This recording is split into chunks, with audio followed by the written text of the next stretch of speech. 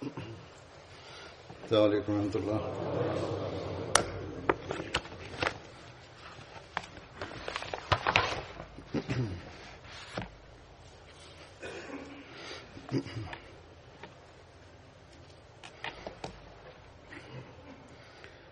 أشهد أن لا إله إلا الله وحده لا شريك له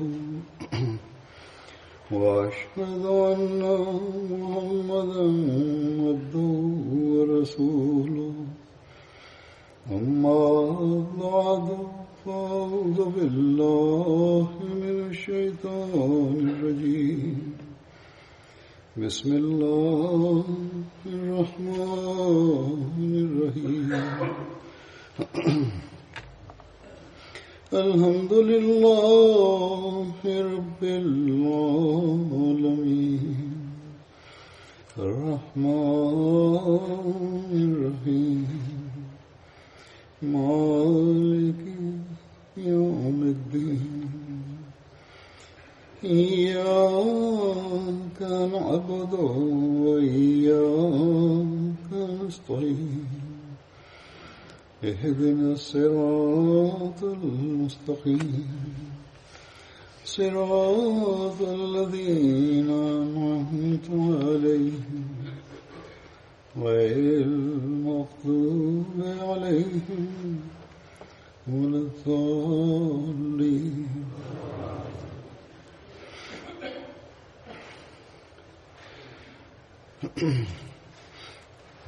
O'tgan xutbada Hazrat Ubada ibn Somitni zikr etayotgan edim. Uning zikri hali yakunlanmagan edi. U haqida yana voqealar hamda rivoyatlarni aytib o'taman. Tarix kitoblarida yozilishicha Abdullah ibn Ubay tavsiyasiga binoan uning ittifoqdoshi bo'lgan Banu Qaynuqa qabilasi musulmonlar bilan jang qilganida Hazrat Ubada ibn Somit ham Abdullah ibn Ubay kabi u qabila bilan ittifoqdosh edi. Ammo jang tufayli u qabiladan ajraldi.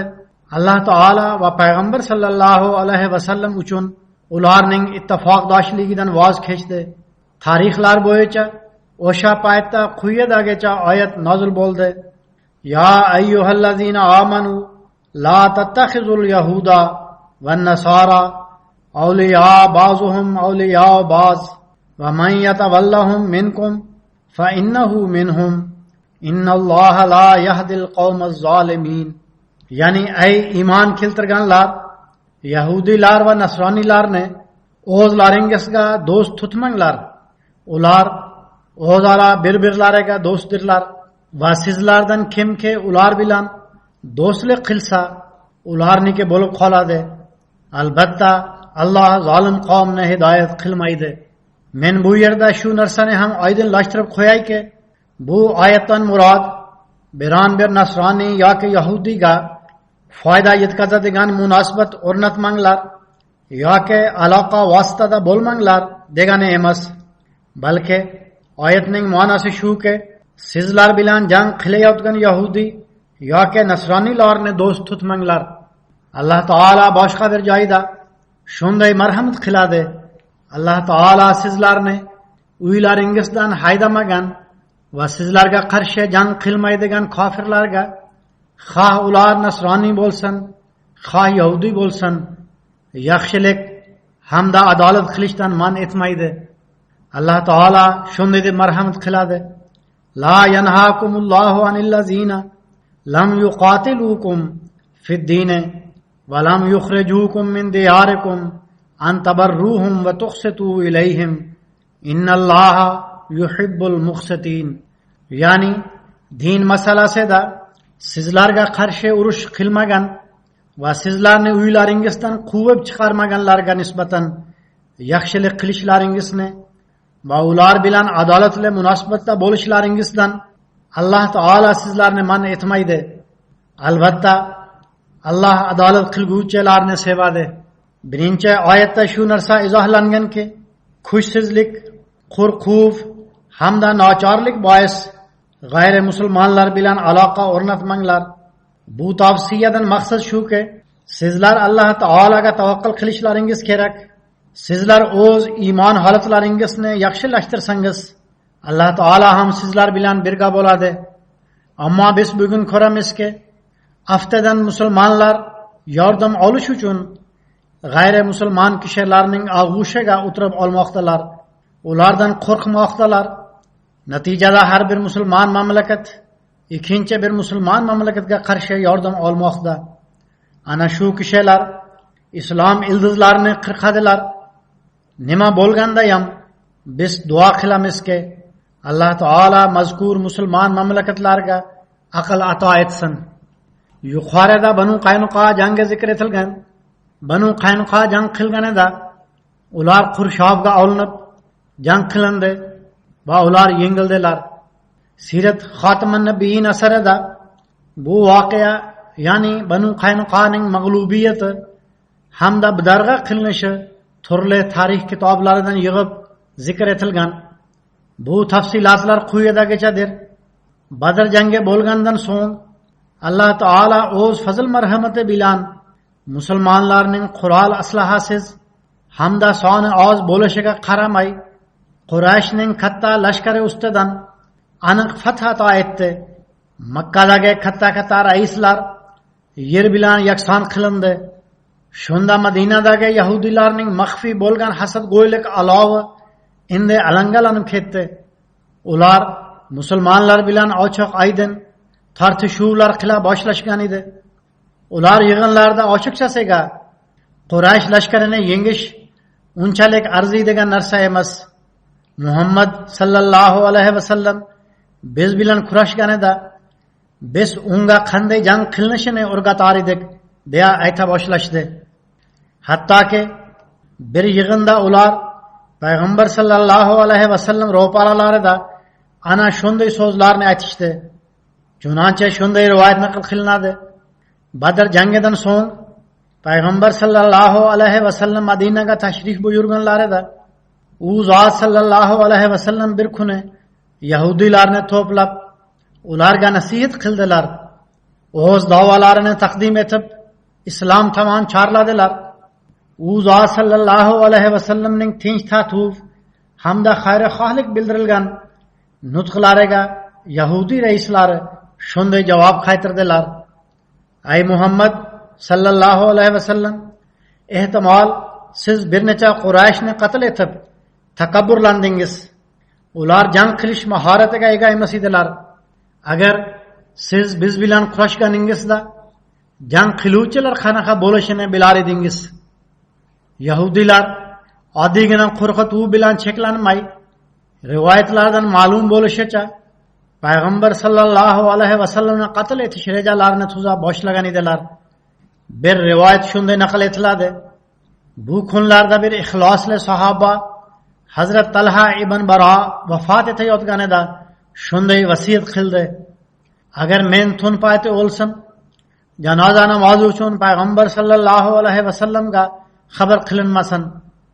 Mabodo men tufayli payg'ambar sallallohu alayhi vasallamga yahudiylar tomonidan biron ziyon yetmasin. Ya'ni payg'ambar sallallohu alayhi vasallam kechasi janoza namozi uchun tashrif buyurganlarida yahudiylar fursat topib hujum qilmasinlar. Qisqasi, Badr jangidan so'ng yahudiylar ochiq aydin qiliqlarni chiqara boshlashdi.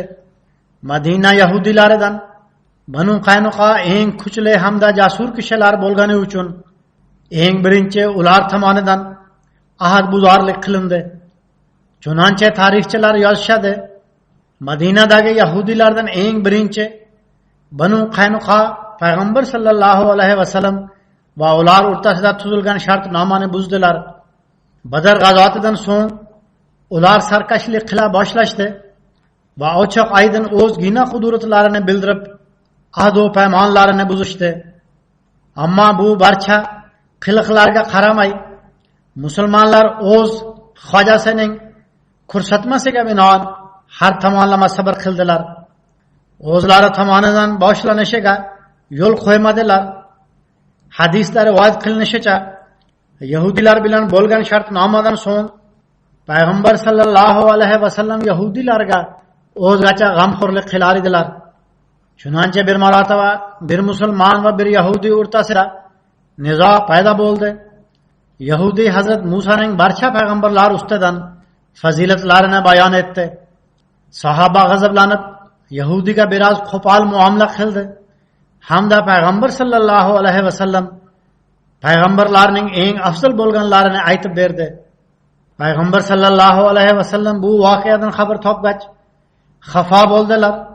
Hamda boyaga sahobaga tanbih berib, Alloh taolo payg'ambarlarini bir-biridan afzal tutish, ularning fazilatlarini aytib berish sening ishing emas dedilar.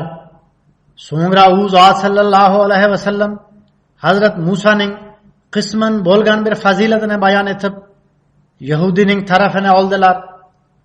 Ammo shunday mehribonlik hamda yumshoq muomalaga qaramay, Yahudilar o'z fitnalarini oshiraverdilar. Oxir oqibat Yahudilar tomonidan jang boshlanishiga sabablar paydo bo'ldi. Ularning qalbiy dushmanligi ko'kraklariga sig'may tashqariga otilib chiqdi. Voqea shunday yuz berdi. Bir musulmon ayol bozordan bir yahudiy do'koniga biror mahsulot sotib olgani bordi. U payt do'konda o'tirgan ba'zi fitnachi yahudiylar bezorilardek tajovuzkorlik qilishdi. Do'kondor o'zi ham shunday qildiki, o'sha musulmon ayol lozimining pastki qismini unga bildirmay biron mix yoki shunga o'xshagan boshqa narsaga bog'lab qo'ydi. Mazkur ayol holiga bozoriy kishilarning muomalasini ko'rib, u yerdan turib ketmoqchi bo'lganida lozimi yechilib yalang'och bo'lib qoldi. Shunda yahudiy do'konchi hamda uning sheriklari qattiq qahqaha otib kula boshlashdi. Musulmon ayol hajolatga tushib, qattiq qichqirib yordam so'radi. Tasodifan bir musulmon kishi yaqin atrofda mavjud edi. U yugurib u yerga yetib bordi. Ular o'zaro to'qnashgach, yahudiy do'konchi o'ldirildi. Shunda to'rt tomondan musulmon kishiga qilich bilan hujum qilindi. Musulmon kishi o'sha yerda shahid bo'ldi.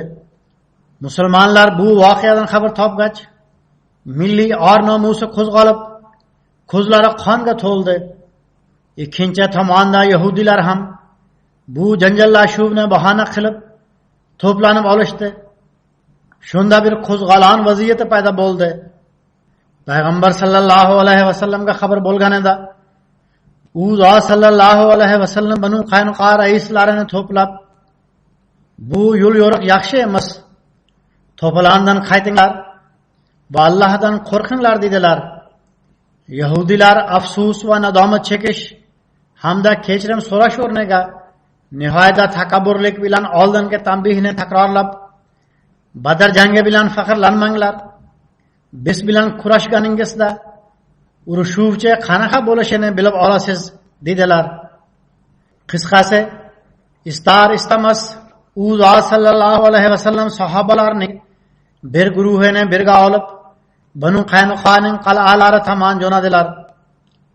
Yahudilar uchun bu o'z qilmishlariga nadomat chekish uchun oxirgi fursat edi. Payg'ambar sallallohu alayhi vasallam sahobalarni olib borganlarida Yahudilar qilgan tajovuzkorlik bois xavotirlanib sulh tuzishlari kerak edi. Ammo ular jang uchun hozir bo'lishdi. Jang e'lon qilingach, Islom hamda yahudiy kuchlari bir-biriga yuzma-yuz bo'ldilar. U paytdagi jang uslubiga muvofiq bir guruh o'z qal'alarida darvozalarini yopib o'tirib olar edi. Ikkinchi guruh esa qal'alarni qamal qilar edi. So'ngra ba'zi-ba'zida bir-biriga qarshi hujum qilardilar. Hattoki qurshab olgan lashkar umidsizlanib qamal qilishdan voz kechib qaytib ketar edi. Shunda qal'a ichidagilar g'olib chiqdilar deb tushunilar edi. Yoki ba'zida qal'a ichidagi kishilar qurshovga bardosh bera olmay qal'a darvozasini ochib o'zlarini fotihlarga topshirib qo'yardilar. Banu Qaynuqa ham xuddi shu yo'lni tutib qal'alarga o'tirib olishdi. Payg'ambar sallallohu alayhi vasallam esa ular qal'asini qurshab oldilar. Bu qamal 15 kun davom etdi. Nihoyat Banu Qaynuqoning kuchi singanda hamda takabburligi yer bilan yakson bo'lganda ular bizning mol mulklarimiz musulmonlarniki bo'lsin, ammo bizning jonlarimiz hamda oila a'zolarimizga musulmonlar tegmasinlar degan shart bilan qal'a darvozalarini ochib yubordilar. Payg'ambar sallallohu alayhi vasallam bu shartni qabul qildilar. Vaholanki Hazrat Musa alayhissalomning shariatiga muvofiq ularning barchasi o'ldirilishi kerak edi.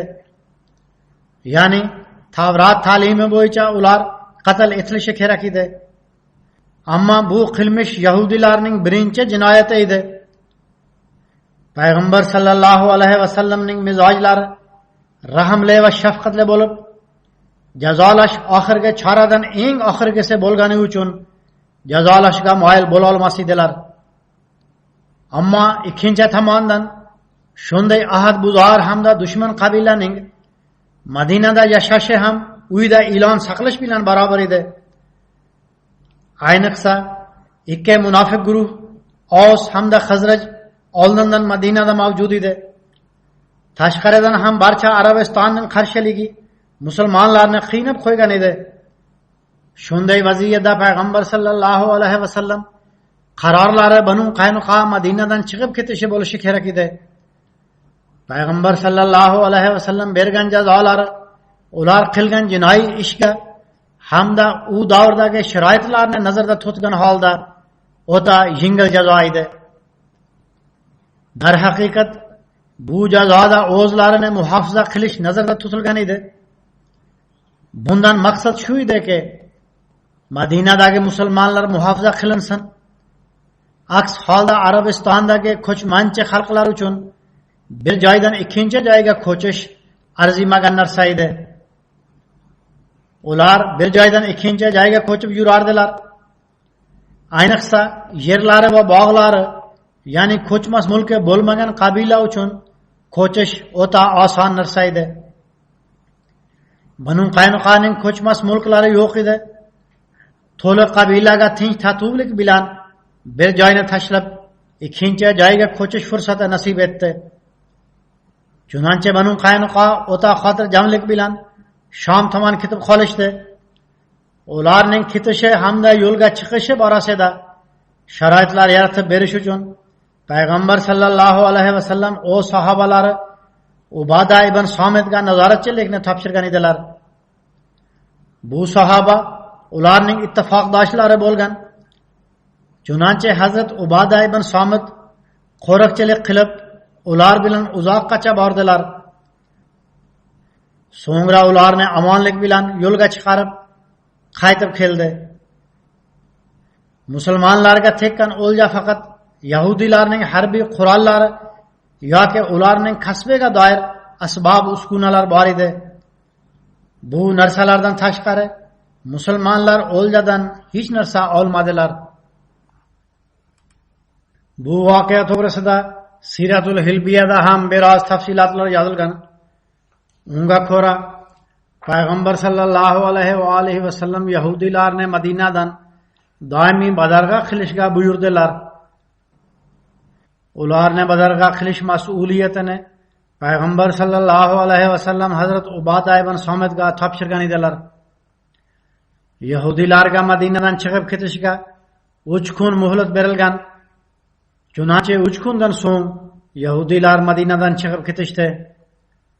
Undan oldin Yahudilar Hazrat Ubada ibn Somitga berilgan 3 kunlik muhlatni biroz uzaytirish uchun iltimos qilgan edilar. Ammo Hazrat Ubada aslo hech ham sizlarga berilgan muhlat 1 daqiqaga ham uzaytirilmaydi dedi. So'ngra Hazrat Ubada o'z nazorati ostida ularni badarg'a qildi. Bu kishilar Shomning bir qishlog'iga borib o'tiroqlashdilar. Hazrat Ubada ibn Somitdan ko'pgina rivoyatlar naql qilinadi. U rivoyatlar qilgan hadislardan bittasi shunday uchraydi. Rasululloh sallallohu alayhi vasallamning ishlari ko'p edi. Shuning uchun muhojirlardan biror kishi Rasululloh sallallohu alayhi vasallam xizmatlarida hozir bo'lgan edi. Rasululloh sallallohu alayhi vasallam unga Qur'on o'rgatish uchun bizdan birorta misga uni olib boring, Qur'on hamda diniy bilim o'rgating deb topshirib qo'yar edilar.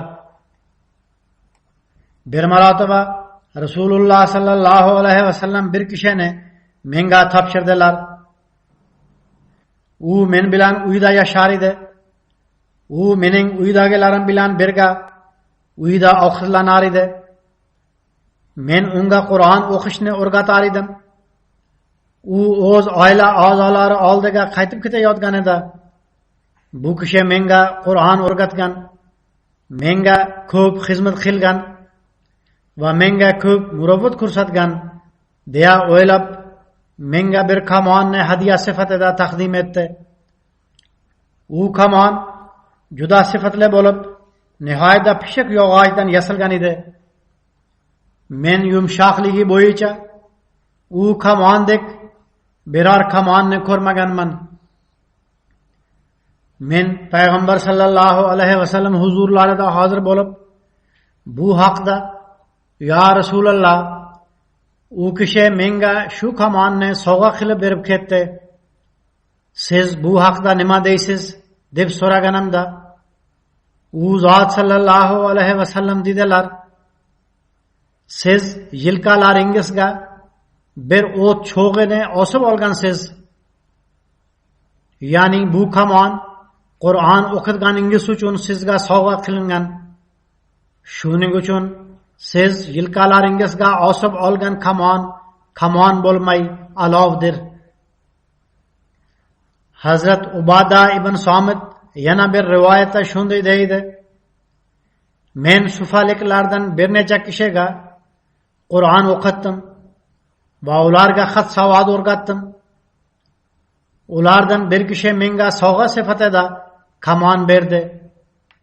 Men o'z fikrimcha bu pul, oltin yoki kumush emas. Agar Alloh taolaning yo'lida jihodga fursat paydo bo'lsa, men u orqali o'q otaman deb o'ylagan edim." Qisqasi, men payg'ambar sallallohu alayhi vasallamdan bu haqda so'raganimda, u zot sallallohu alayhi vasallam dedilar: "Agar siz alov tovuqlarini taqishni yoqtirsangiz, uni qabul qilib oling." Hadisni sharhlovchilar turli joyda qayd etgan bu ikkala rivoyatdan shu ma'no chiqarganlarki, bu kamon Qur'on o'qitishning haqqi sifatida edi. Shuning uchun payg'ambar sallallohu alayhi vasallam uni yoqtirmadilar. Demak, Qur'on o'qitishni o'zlariga kasb qilib olgan kishilar uchun bunda ko'rsatma bor. Hazrat Rashid ibn Huvayshdan rivoyat qilinadi. Bir marotaba Rasululloh sallallohu alayhi vasallam Hazrat Ubada ibn Somitni yo'qlab tashrif buyurdilar. Hazrat Ubada ibn Somit betob edi. Rasululloh sallallohu alayhi vasallam dedilar: "Sizlar bilasizlarmi, mening ummatimning shahidlari kimlar?" Odamlar bir-birlariga qaray boshlashdi. Hazrat Ubada odamlarga: "Menga yordam berib, meni suyib o'tirg'izib qo'yinglar" dedi.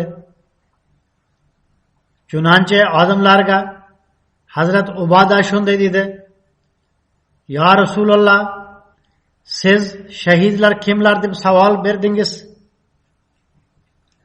Botirlik, sobit qadamlik va savob niyati bilan kurashguvchi kishi shahiddir." Rasululloh sallallohu alayhi vasallam dedilar: "Agar faqat shulargina shahid bo'lsalar, unda mening ummatimdan juda oz sondagi kishilar shahid sanaladilar."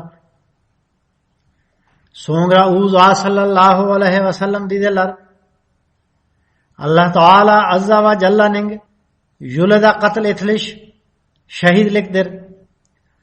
O'lit vabosi bilan o'lish shahidlikdir. Ya'ni tarqalib ketgan vaboga agar biror mo'min kishi chalinib vafot etsa, u ham shahiddir. Cho'kib o'lish ham shahidlikdir. Oshqozon kasalligi bilan o'lish ham shahidlikdir. Nifos qoni kelib turgan holatida o'ladigan ayol ham shahiddir. O'ladigan ayolning farzandi onasini o'z qo'li bilan tortib jannatga olib boradi. Ya'ni bola tuqqanda ko'proq qon ketishi tufayli o'ladigan ayol yoki nifos qoni holatida 40 kun davom etganda, zaiflik bois o'ladigan ayol yoki bola tug'ayotganda o'ladigan ayol shahid sanaladi. U zot sallallohu alayhi vasallam dedilar, shunday ayolni uning farzandi jannatga olib boradi. Men hozir Buxoriyda naql qilingan rivoyatni aytib berdim. Bunga o'xshash yana bir rivoyat uchraydi. Hazrat Abu Hurayradan rivoyat qilinadi. Rasululloh sallallohu alayhi vasallam dedilar, 5 kishi shahiddir. O'lat vabosi bilan o'lguvchi kishi, oshqozon kasalligi bilan o'lguvchi kishi, cho'kib o'lguvchi kishi, bosilib o'lguvchi kishi va Alloh taolaning yo'lida o'lguvchi kishi. Hazrat Masih Maud alayhissalatu vassalamga nishon sifatida o'lat vabosi haqida xabar berilgan edi. Uning uchun belgi shu ediki, Hazrat Masih Maud alayhissalomga haqiqiy iymon keltirgan kishilarga u hech ta'sir qilmaydi. Shuning uchun bu yerdagi vaziyat boshqacha. Ammo umuman olganda tarqalgan biror vabodan bir haqiqiy mo'min kishi o'lib qolsa, payg'ambar sallallohu alayhi vasallamning farmonlariga muvofiq u shahiddir. Ismoil ibn Ubayd Ansoridan rivoyat qilinadi. Hazrat Ubada Hazrat Abu Hurayraga shunday dedi: Ey Abu Hurayra, biz Rasululloh sallallohu alayhi vasallamga bay'at qilganimizda siz biz bilan birga bo'lmagansiz. Biz u zot sallallohu alayhi vasallamga chaqqonlik, yalqovlik va har qanday holatda eshitish va bo'ysunish, farovonlik hamda kambag'allikda ehson qilish, amri ma'ruf va nahi munkar etish, Alloh taolo haqida to'g'ri gapirish, bu ishda hech bir malomat qiluvchining malomatini inobatga olmaslik, payg'ambar sallallohu alayhi vasallamning Madinaga tashrif buyurganlarida u zotga yordam berish, o'z jonlarimiz va oila a'zolarimizni deb u zot sallallohu alayhi vasallamni muhofaza qilish shartlari bilan bay'at qilgan edik. Biz bu barcha narsalarga bay'at qilgan edik. Uning evaziga bizga jannat va'da qilingan edi. Demak, Rasululloh sallallohu alayhi vasallamga qilingan bay'atni kimda kim buzsa, u o'ziga ziyon keltiradi. Kimda kim qilgan bay'atga vafo qilsa, Alloh taolo bu bay'at sabab payg'ambar sallallohu alayhi vasallam orqali bergan va'daga vafo qiladi. Hazrat Muaviya bir marta Hazrat Usmon G'aniga Hazrat Ubada ibn Somit tufayli Shomliklar menga qarshi isyon ko'tarmoqdalar. Siz Hazrat Ubadani o'z yoningizga chaqirib oling, yo men uning va Shomliklar o'rtasidan chiqib ketaman, ya'ni bu yerdan ketib qolaman deb xat yozdi. Hazrat Usmon javoban, siz Hazrat Ubadani suvariga mindirib uning Madinadagi uyi tomon jo'natib qo'ying deb yozdilar. Chunonchi Hazrat Muaviya uni yo'lga chiqardi. U Madinaga yetib borgach, Hazrat Usmon uyiga, u zotning huzuriga bordi. U yerda Hazrat Ubadadan tashqari sahobalarni ko'rgan hech kim yo'q edi. U Hazrat Usmonning uyining bir burchagida o'tirganlarini ko'rdi. Hazrat Usmon Hazrat Ubadaga qarab shunday dedilar: "Siz va mening oramda nima muammo bor?" Hazrat Ubada odamlar oldida turib shunday dedi: "Men Rasululloh sallallohu alayhi vasallamni shunday deyayotganlarini eshitganman. Rasululloh sallallohu alayhi vasallam shunday deganlar: mendan so'ng sizlarga shunday kishilar hukmron bo'lishadiki, ular sizlar yoqtirmagan narsa bilan sizlarni tanishtiradilar va sizlar yaxshi deb bilgan narsalardan jirkantiradilar. Demak, kimda kim Alloh taolaga itoatsizlik qilsa, unga itoat qilinmaydi. Sizlar o'z Parvardigoringiz had-hududlarni buzmanglar." Hazrat Amir Muaviya va Hazrat Ubada ibn Somit o'rtasida ba'zi masalalarda ixtilof bo'lib turar edi. Men o'tgan juma xutbasida ham shu narsani zikr etganman. Hazrat Umar radhiyallohu taala anhu davrlarida ham shunday bir voqea yuz bergan edi. Hazrat Ubada ibn Somit dastlabki sahobalardan bo'lgan. U masalalarni payg'ambar sallallohu alayhi vasallamdan to'g'ridan to'g'ri eshitgan edi. Shuning uchun qat'iylik bilan unga o'zi ham amal qilar edi va boshqalardan ham talab qilar edi. U bu narsa to'g'ri deb aytar edi. Hazrat Umar radhiyallohu taala anhu davrida Amir Muaviya bilan ixtilof yuz berganida Hazrat Umar Amir Muaviyaga "Siz uni so'roqqa tutmaysiz, u xohlagan masalalarni bayon etib tursin" deb aytgan edilar. Hazrat Ubada ibn Somit Madinaga qaytib kelganida uni qaytarib yubordilar. Ammo Hazrat Usmon davrlarida bu muammo qaytadan yuz berganida Hazrat Usmon roziyallohu taala anhu uni u yerdagi vaziyat sababli qaytib chaqirib oldilar. Nima bo'lganda ham Hazrat Ubadaning bir o'zgacha maqom martabasi bor edi. U ba'zi narsalarni izohlab bera olar edi. Zero u bu gaplarni payg'ambar sallallohu alayhi vasallamdan to'g'ridan to'g'ri eshitgan edi. Shu sababdan u ixtilof ham qilar edi va ba'zi narsalarni aytib ham berar edi.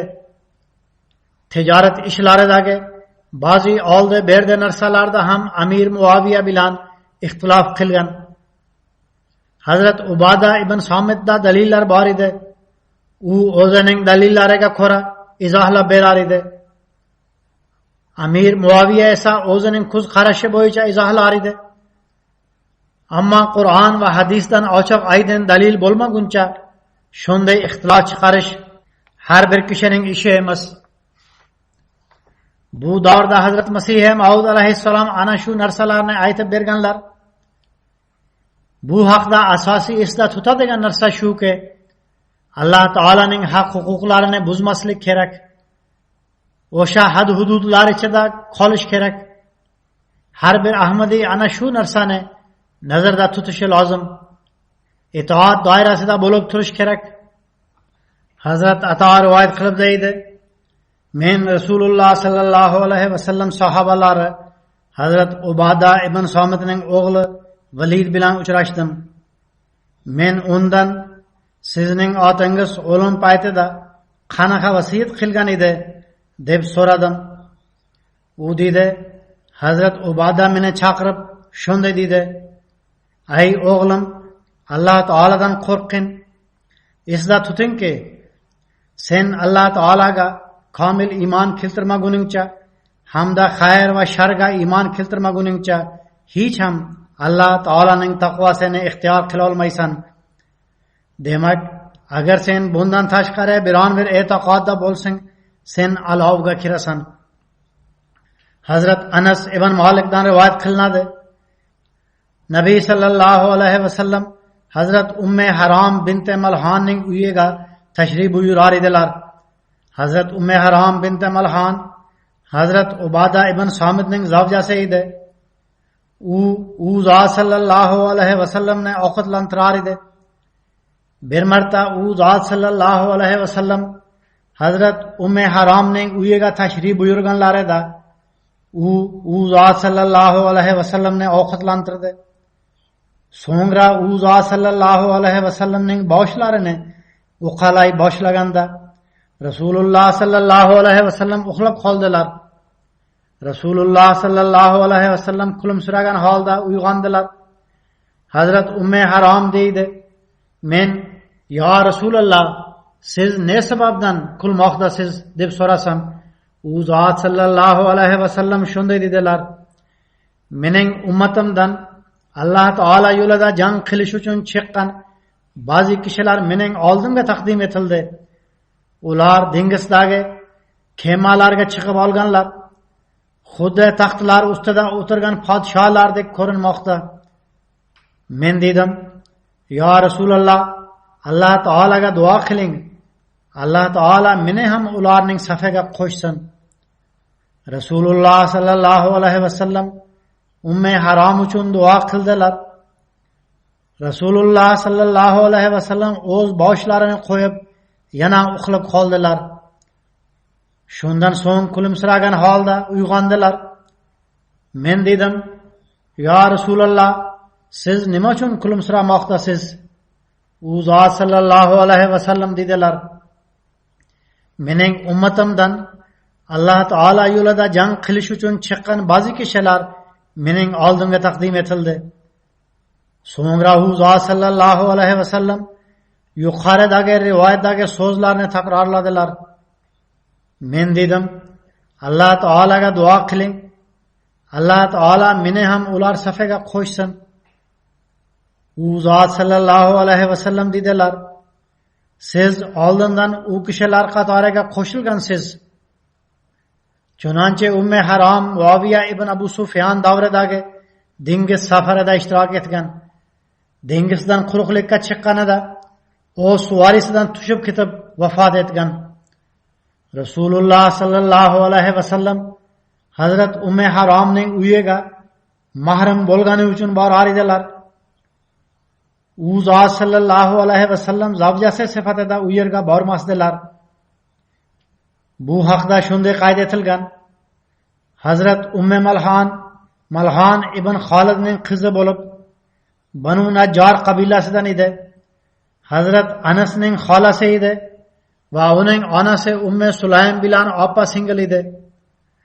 Bular ikkalasi, ya'ni Umme Harom va Umme Sulaym emikdosh qarindosh bo'lganligi bois yoki biron bir yaqin qarindoshligi bois payg'ambar sallallohu alayhi vasallamning xolalari edi.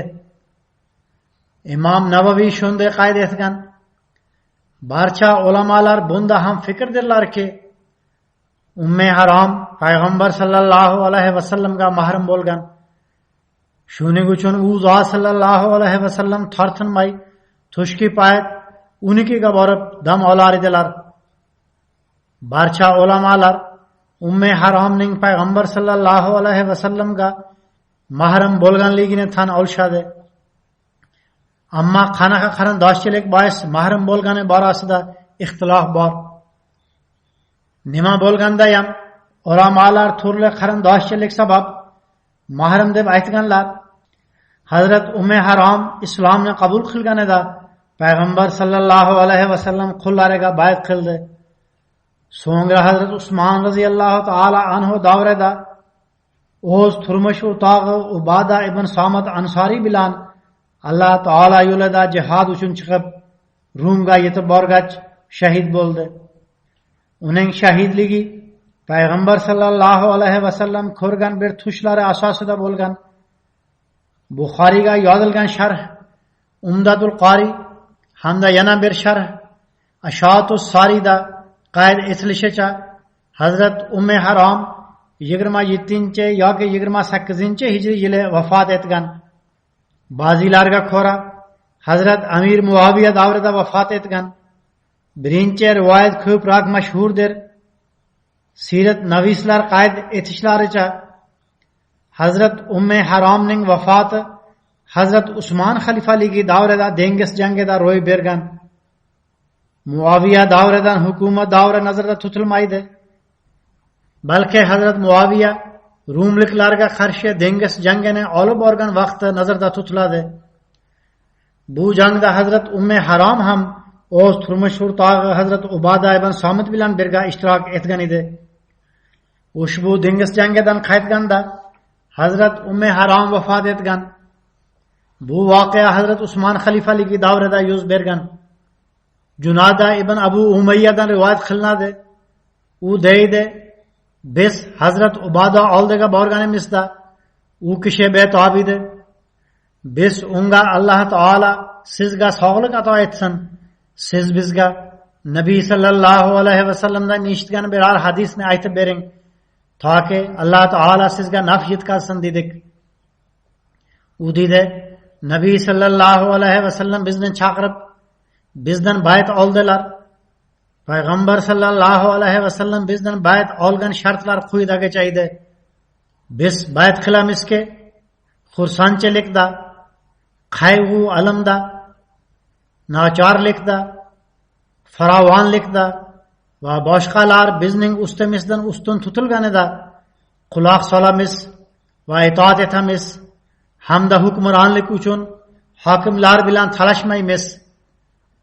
Ammo Alloh taolo tomonidan dalili bor, ochiqcha kufr bundan mustasnodir. Ya'ni ochiq oydin narsalardan tashqari ochiqchasiga kofirlikka majbur qilinsa, qo'lidan kelsa talashish mumkin. Sanobiy rivoyat qilib shunday deydi: men hazrat Ubada oldiga uning o'limi yaqinlashganda borgach, uni ko'rib yig'lay boshladim. U dedi, nega yig'layapsiz? Xudo haqqi, agar mendan guvohlik talab qilinsa, men siz uchun guvohlik beraman. Agar menga shafaat haqqi berilsa, men siz uchun shafaat qilaman. Qo'limdan kelsa, sizga foyda yetkazaman. So'ngra hazrat Ubada dedi, Allohga qasamki, men sizlar uchun xayrixohlik bo'lgan Rasululloh sallallohu alayhi vasallamdan eshitgan har bir hadisni sizlar huzuringizda aytib berdim. Bir hadis bundan mustasnodir. Men uni bugun o'lim talavasida yotgan holimda aytib beraman. Men Rasululloh sallallohu alayhi vasallamdan eshitganman. U zot sallallohu alayhi vasallam shunday deb marhamat qilganlar: kimda kim Allohdan o'zga hech kim ibodatga loyiq emas va Muhammad sallallohu alayhi vasallam Allohning elchisidirlar deb guvohlik bersa, Alloh taolo u kishiga olovni harom qilib qo'ydi. Ya'ni u musulmondir. Alloh taolo bu sahobalarning darajalarini yuksaltirsin.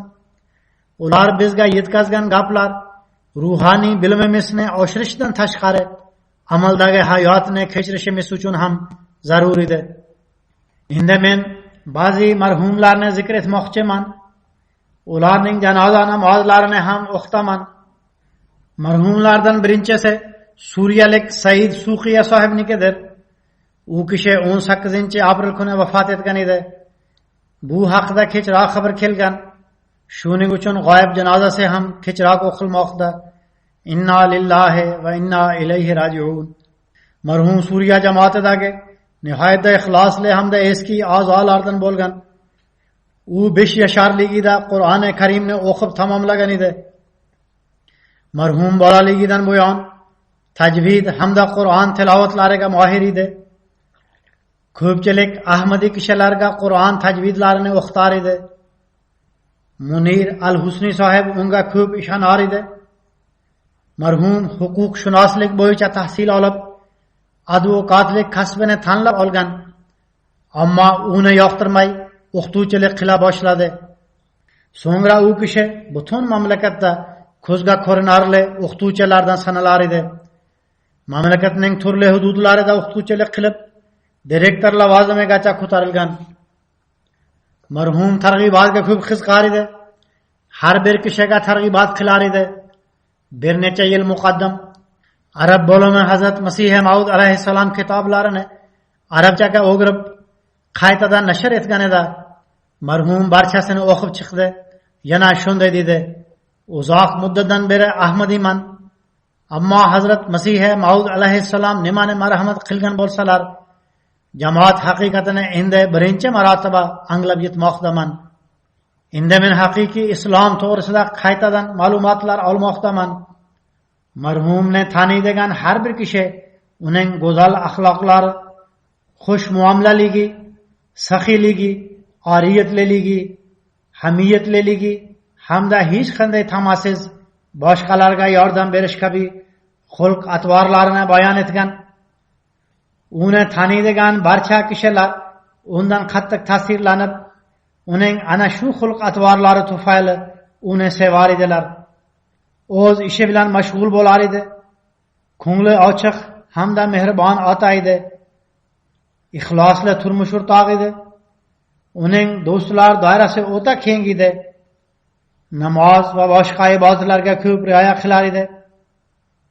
Biron daromad tushganida chanda berar edi. Ba'zida to'liq mablag'ini chandaga berib qo'yar edi. Marhum o'z orqasida 3 qiz va 3 o'g'ilni qoldirdi. Uning katta o'g'li Muhammad Sohib va kenja o'g'li Jaloluddin Ahmadidir. Alloh taolo marhumni mag'firat etib, unga rahim qilsin. Alloh taolo uning darajalarini yuksaltirsin.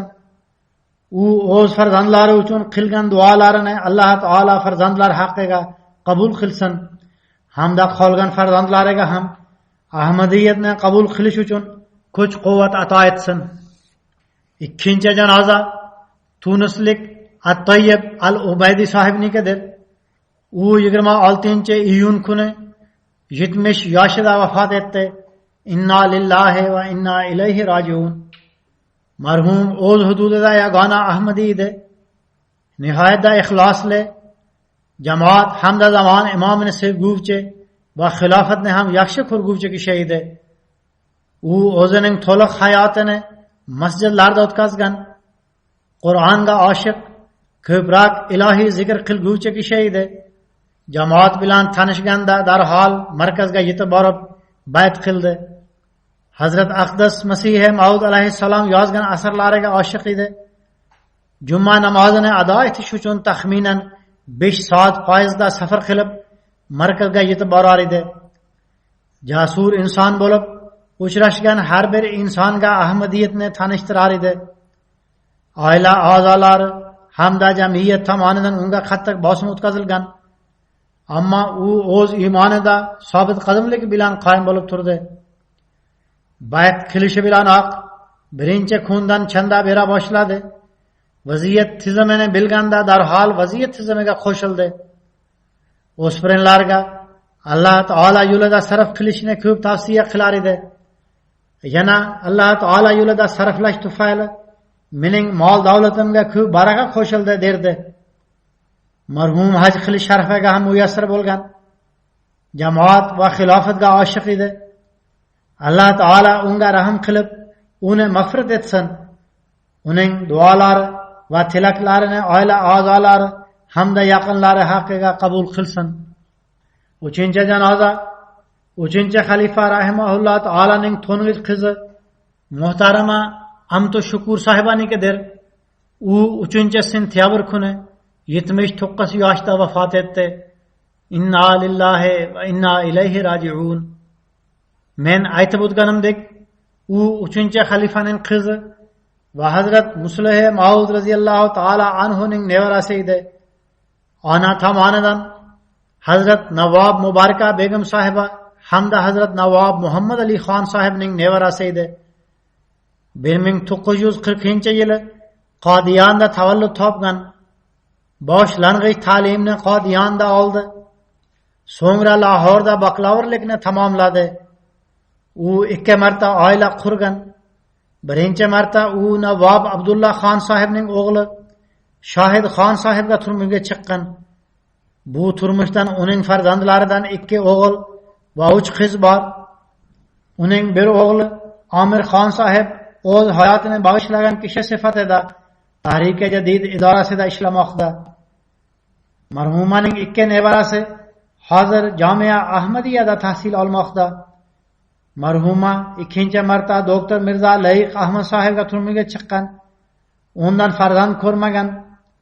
Marhuma jamoatda katta lavozimlarda ishlamagan, ammo jamoat idoralari hamda bo'limlarida turli sohalarda ishlashga imkon topgan. Marhuma to'g'risida taassurot yozgan har bir kishi u nihoyatda xoksarlik hamda kamtarlik bilan ishlashini yozishgan. Marhuma mutolaaga ko'p qiziqar edi.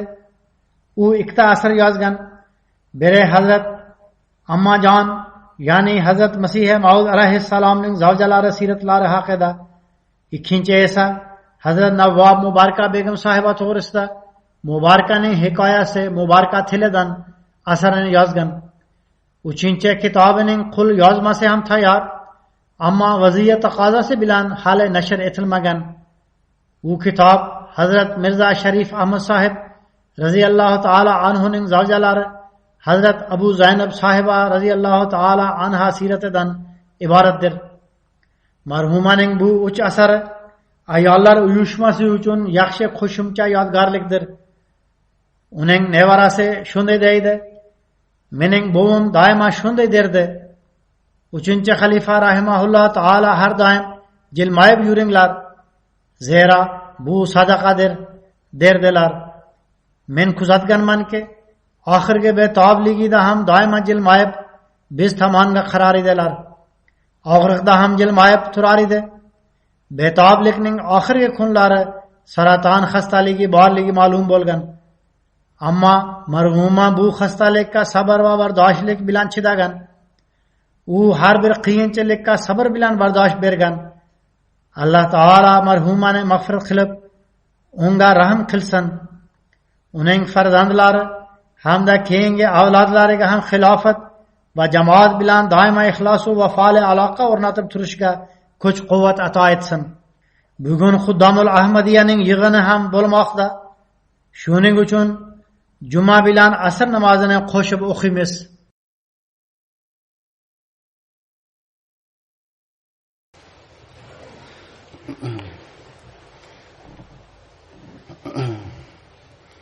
Alhamdulillah